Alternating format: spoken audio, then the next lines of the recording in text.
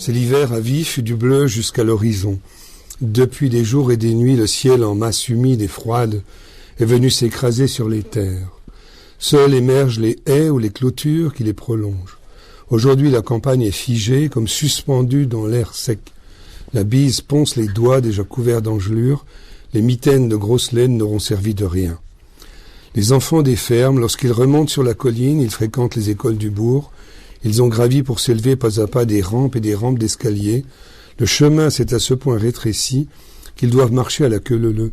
Ils vont l'un derrière l'autre entre les congères tassés par les nombreux passages du chasse-neige.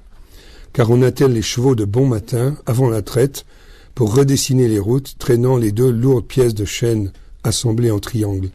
Tout cet effort en vain, ou presque, trop de neige, trop vite. Ils sont arrivés dans la cuisine, aux fenêtres embuées. Ils s'approchent des vitres, du doigt commence à dessiner le gibet du pendu, mais la fermière, sans même lever les yeux de son ouvrage, elle nappe de pâte les rondelles de pommes rainettes avant de les lâcher délicatement dans l'huile bouillante, ne tarde pas à ordonner les corvées, et d'abord ce monceau d'épluchures sur la toile cirée avec lequel il faut, presto, s'en aller nourrir les lapins. Les 2 garçons sortent par la porte qui ouvre sur les écuries, traversent une partie de la cour, passent sous le pont de Grange en direction des clapiers. Une échelle cassée leur servira d'escabeau pour atteindre les cages les plus hautes. Ce premier travail achevé leur revient en mémoire le difficile vélage d'hier. Une vache ne pouvait se délivrer seule de son fruit. On a eu besoin des cordelettes. Elles furent nouées autour des petits sabots jaunâtres qui, par instant, dépassaient de la fente des chairs roses.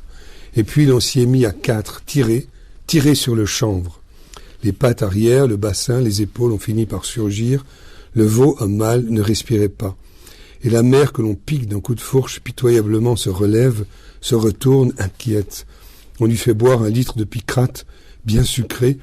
Bientôt elle donne des coups de langue à cette tête inerte et blanche qui dodeline sur la paille. Plus tard, on a jeté la carcasse au froid contre la paroi nord de la ferme, à cet endroit où les bêtes, l'automne, piétinent longuement, en beuglant au-dessus des barrières. Et le sol n'est plus que trou fangeux, que la pluie sature à chaque averse. La hâte les reprend d'y courir, soulevant une porte bas. Épaule contre épaule, ils fixent, sans dire mot, le poil clair, légèrement bouclé, taché de roux, et tellement propre qu'on dirait qu'on vient de le savonner. Unique trace de la veille, alentour du museau, un peu de sang gelé. Les étonne avant toute chose le flanc creux. À tour de rôle, ils tâtent, ils appuient avec le poing fermé.